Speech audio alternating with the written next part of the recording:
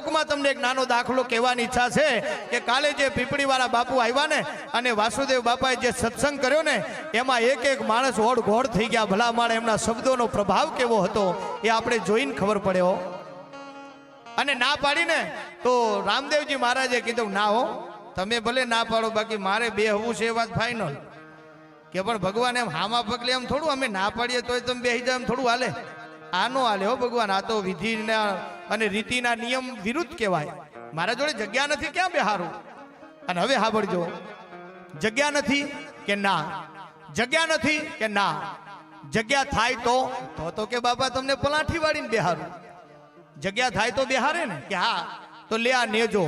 અડધી રાતે રામાધણીએ નેજો આપ્યો કે ક્યાંય જગ્યા નથી ને કે ના, તો તારા આગળ લીમડો છે ને કે હા, એના લીમડાની ટૂંક ઉપર આ ધજા ભરાવી દે, લે આ નેજો આપો ભરાવ.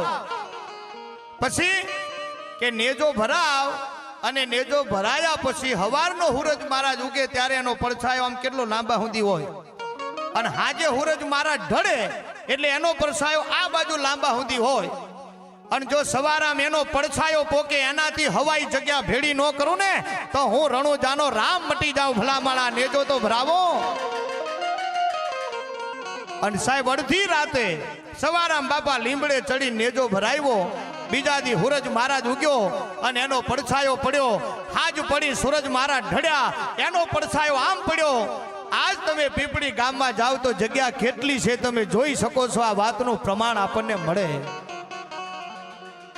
અને પલાઠી વારી બાપા બેઠા છે હો. પીપળીમાં જાવ ને તો રામો ધણી પલાઠી વારીને બેઠા છે, ઊભા નથી.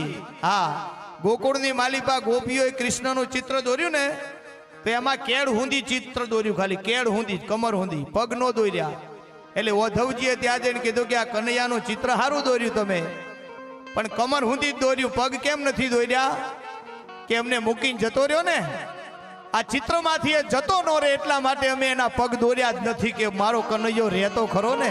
વિચાર તો કરો, આ કેવી પ્રેમ લક્ષણા ભક્તિ છે આપણી.